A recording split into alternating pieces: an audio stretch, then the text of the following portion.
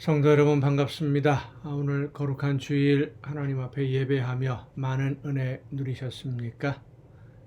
은혜는 이미 받은 겁니다.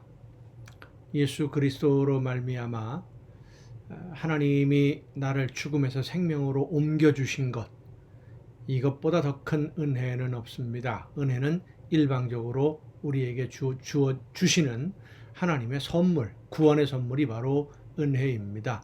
그것을 날마다 새롭게 깨닫고 또 깊이 느끼고, 그것이 바로 이제 예배에서 은혜를 누리는 것이죠.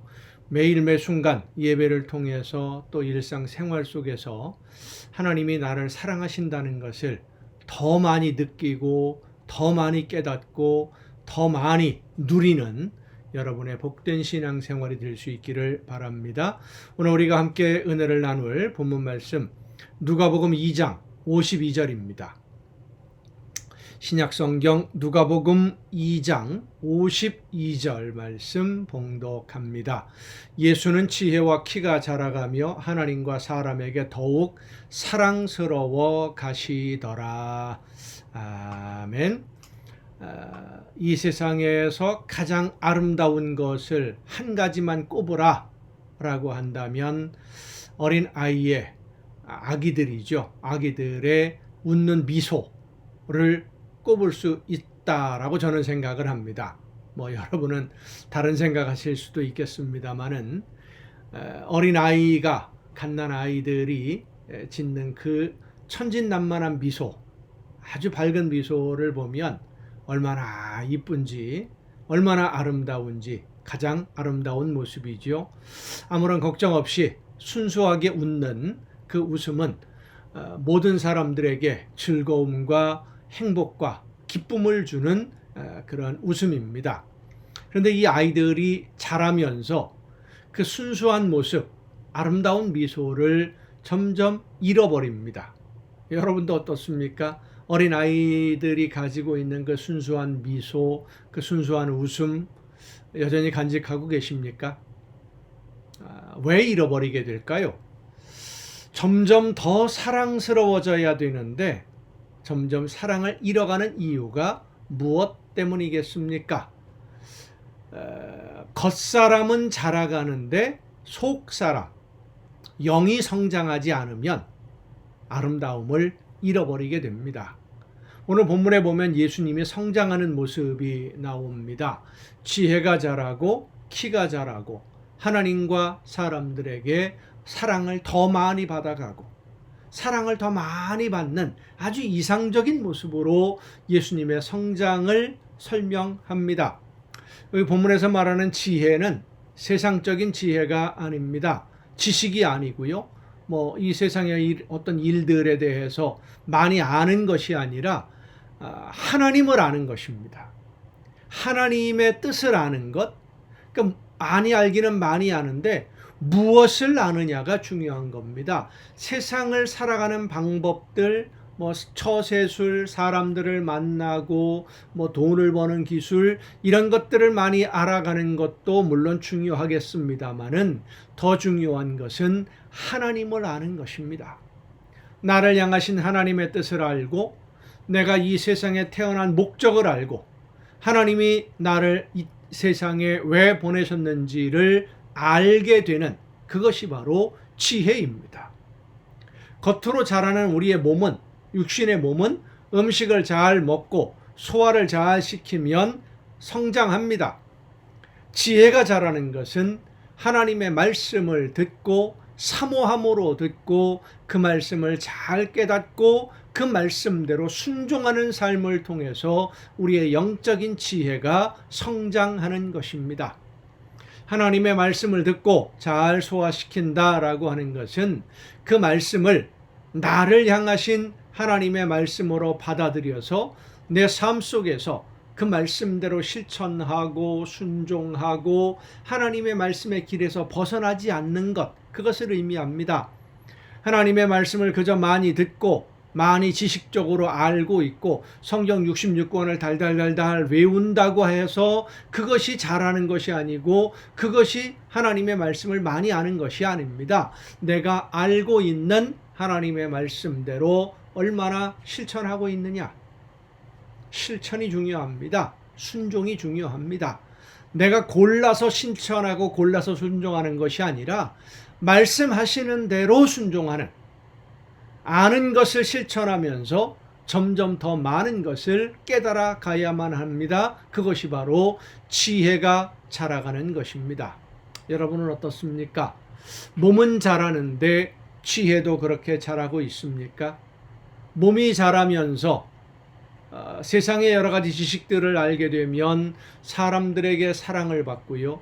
영적으로 지혜가 자라서 하나님의 뜻을 알고 하나님의 말씀 따라 실천하고 순종하며 열매를 맺으면 하나님께 사랑을 받게 됩니다. 여러분은 하나님의 말씀 안에서 키가 자라고 지혜가 자라고 영적으로 하나님의 말씀을 듣고 깨달으며 일상생활 속에서 그 모든 것을 실천함으로써 하나님과 사람들에게 점점 더 사랑스러워지는, 성장하고 성숙해지는 여러분이 되시기를 바랍니다. 말씀을 따라 순종하는 생활이 이전보다 못하게 되어진다면 작아지는 겁니다. 성장하는 것이 아니라.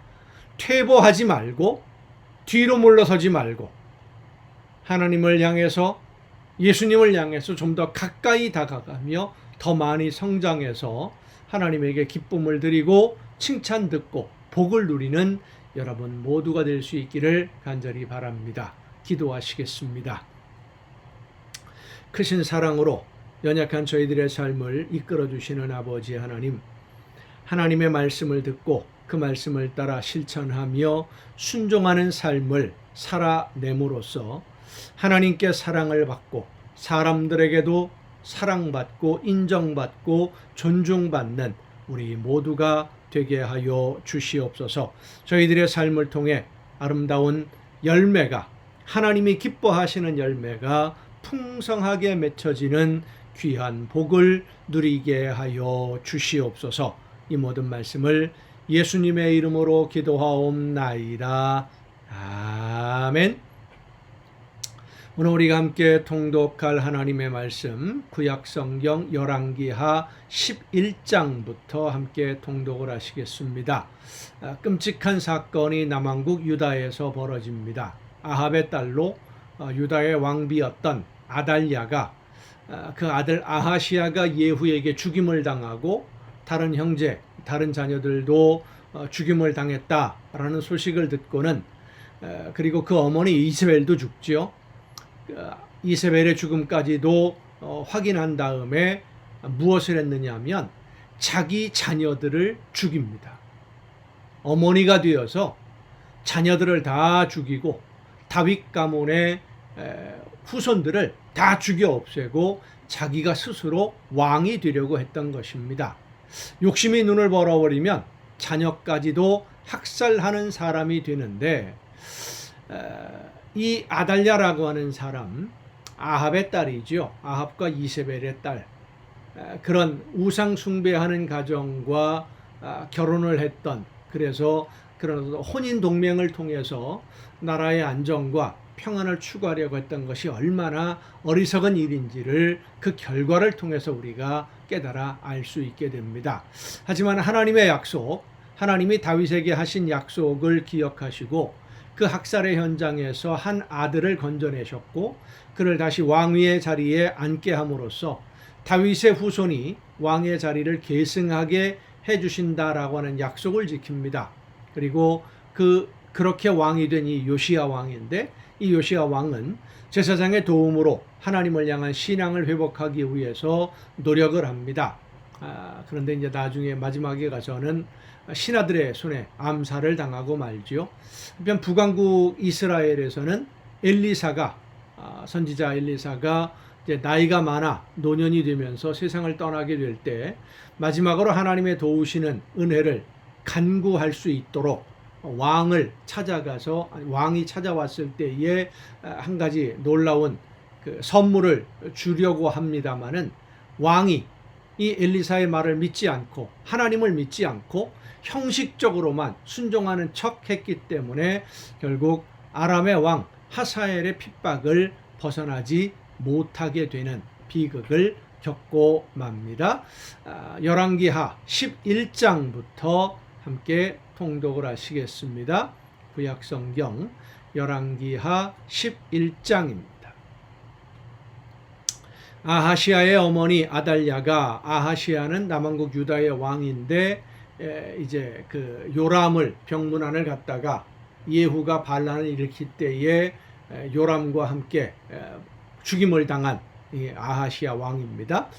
아달랴가 그의 아들이 죽은 것을 보고 일어나 왕의 자손을 모두 멸절하였으나 요람 왕의 딸 아하시아의 누이 여호세바가 아하시아의 아들 요아스를 왕자들이 죽임을 당하는 중에서 빼내어 그와 그의 유모를 침실에 숨겨 아달랴를 피하여 죽임을 당하지 아니하게 한지라. 이 여호세바가 누구냐면 제사장의 부인입니다. 요아스가 그와 함께 여호와의 성전에 6년을 숨어 있는 동안에 아달랴가 나라를 다스렸더라. 7째 해에 여호야다가 사람을 보내 가릿 사람의 백부장들과 호위병의 백부장들을 불러들이고, 여호야다가 제사장이죠, 여호와의 성전으로 들어가서 그들과 언약을 맺고 그들에게 여호와의 성전에서 맹세하게 한 후에 왕자를 그들에게 보이고 명령하여 이르되 너희가 행할 것이 이러하니 안식일에 들어온 너희 중 3분의 1은 왕궁을 주의하여 지키고 3분의 1은 수루문에 있고 3분의 1은 호위대 뒤에 있는 문에 있어서 이와 같이 왕궁을 주의하여 지키고, 안식일에 나가는 너희 중 2대는 여호와의 성전을 주의하여 지켜 왕을 호위하되 너희는 각각 손에 무기를 잡고 왕을 호위하며 너희 대열을 침범하는 모든 자는 죽이고 왕이 출입할 때에 시비할지니라 하니, 백부장들이 이에 제사장 여호야다의 모든 명령대로 행하여 각기 관할하는 바 안식일에 들어오는 자와 안식일에 나가는 자를 거느리고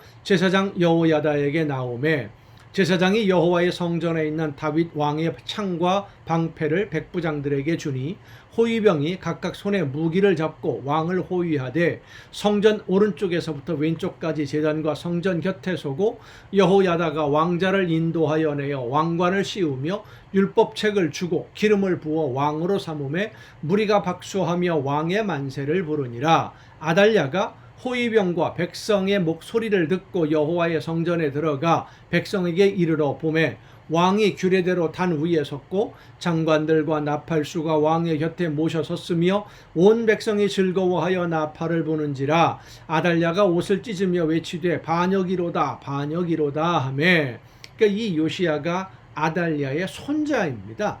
손자인데도 지금 반란을 일으켰다고 난리 법석을 피우는 거죠.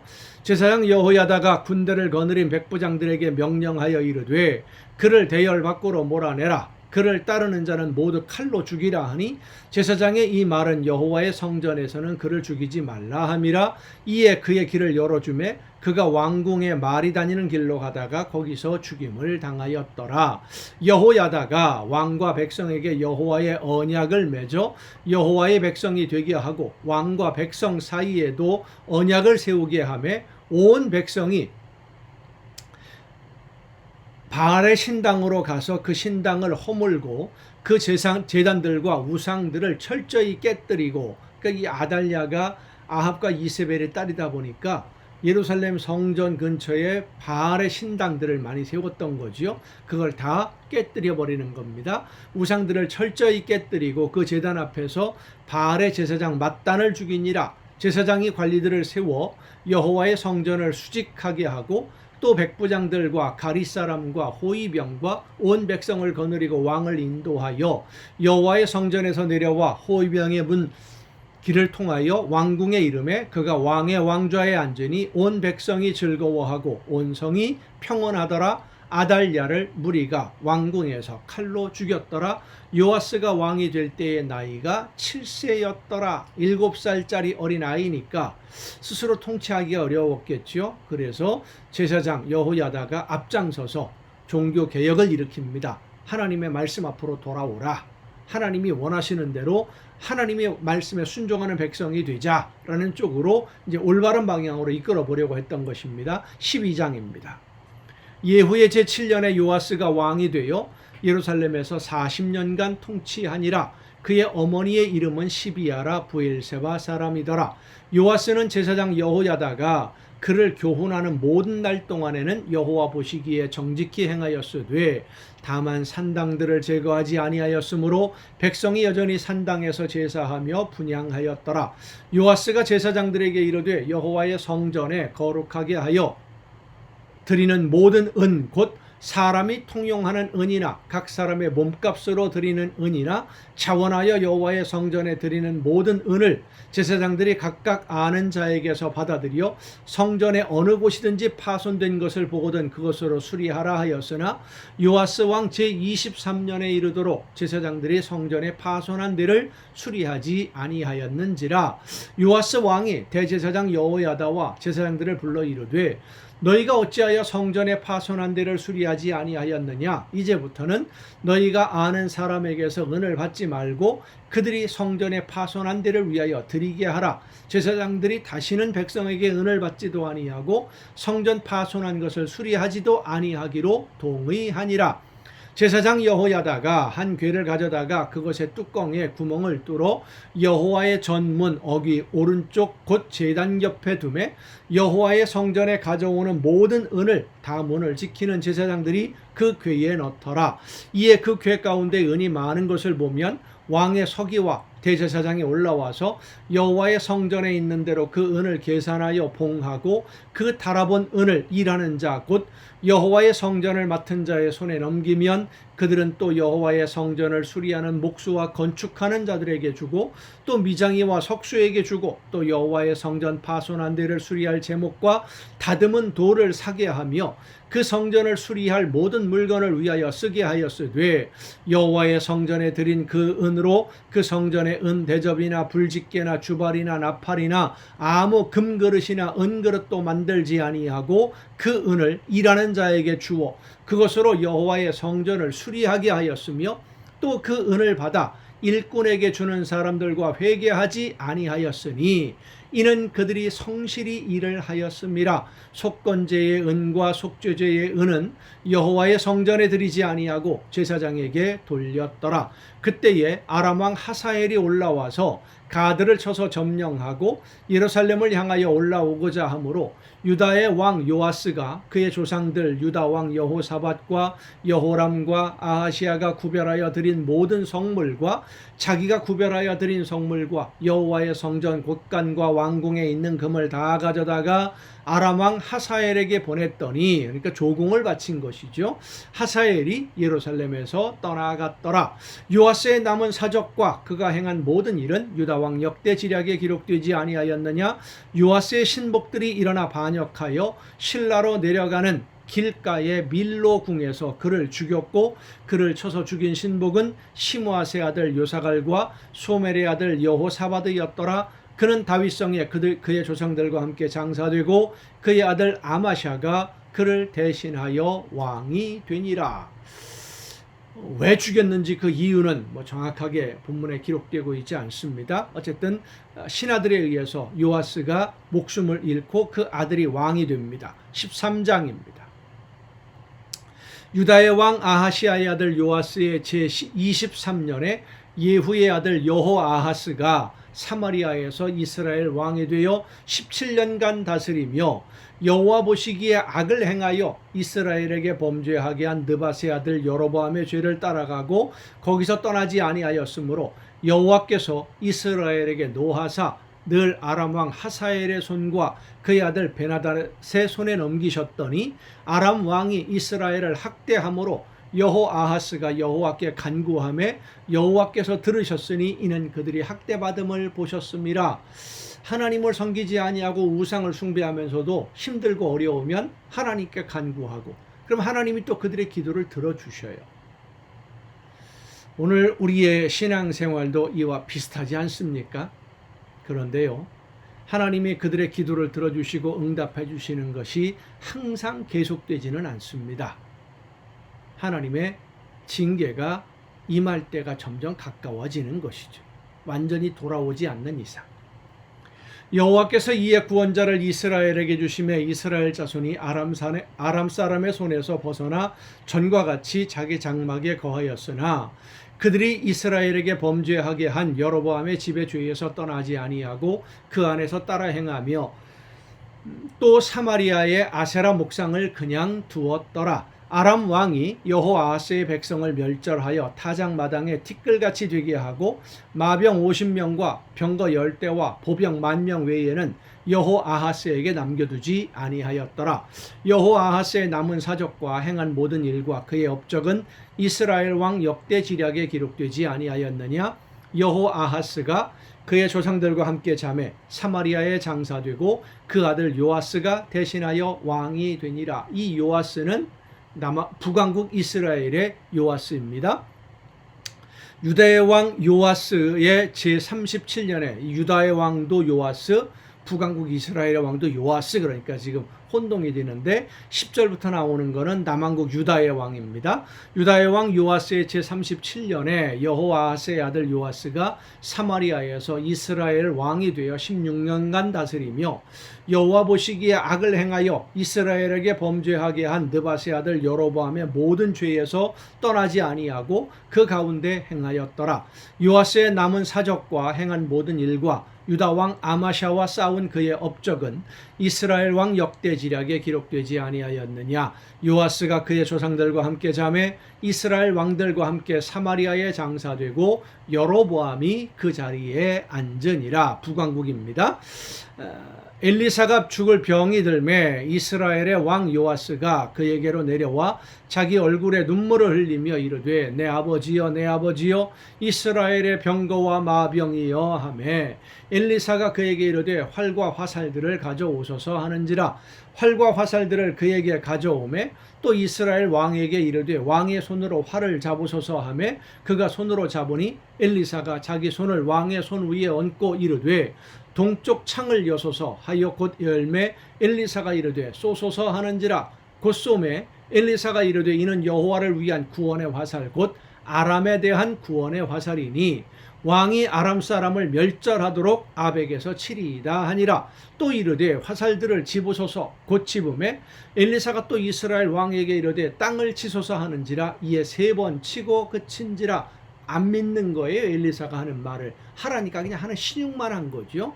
하나님의 사람이 노하여 이르되 왕이 5번을 칠 것이니이다. 그리하였더면 왕이 아람을 진멸하기까지 쳤으리이다. 그런즉 이제는 왕이 아람을 3번만 치리이다 하니라. 엘리사가 죽으니 그를 장사하였고 해가 바뀌매 모압 도적대들이 그 땅에 온지라. 마침 장사하는 사들이 그 도적대를 보고 그의 시체를 엘리사의 묘실에 들이던지매 시체가 엘리사의 뼈에 닿자 곧 회생하여 일어섰더라. 여호아하스 왕의 시대에 아람 왕 하사엘이 항상 이스라엘을 학대하였으나 여호와께서 아브라함과 이삭과 야곱과 더불어 세우신 언약 때문에 이스라엘에게 은혜를 베풀며 그들을 불쌍히 여기시며 돌보사 멸하기를 즐겨하지 아니하시고 이때까지 자기 앞에서 쫓아내지 아니하셨더라. 아람의 왕 하사엘이 죽고 그의 아들 베나닷이 대신하여 왕이 되매 여호아하스의 아들 요아스가 하사엘의 아들 베나닷의 손에서 성읍을 다시 빼앗으니 이 성읍들은 자기 부친 여호아하스가 전쟁 중에 빼앗겼던 것이라. 요아스가 베나닷을 3번 쳐서 무찌르고 이스라엘 성읍들을 회복하였더라. 땅을 3번 쳤으니까 3번 무찌르고 그것으로 끝나고 말았던 것이죠. 마지막 순간까지도 하나님의 약속을 믿지 않았던, 그래서 형식적으로 순종하는 척했던 모습을 보게 됩니다. 오늘 우리의 신앙 속에서도 형식적으로 습관적으로 하는 것이 아니라 진심으로 하나님을 사랑하고 하나님의 말씀을 듣기를 기뻐하고 그 말씀대로 순종함으로 하나님께 즐거움을 드리며 많은 복을 받아 누리는 여러분 모두가 될 수 있기를 간절히 바랍니다. 여러분 오늘도 수고 많으셨습니다. 내일 또 정한 이 시간에 이 가정 예배를 통해서 여러분 모두 함께 만날 수 있기를 바랍니다. 내일 뵙겠습니다.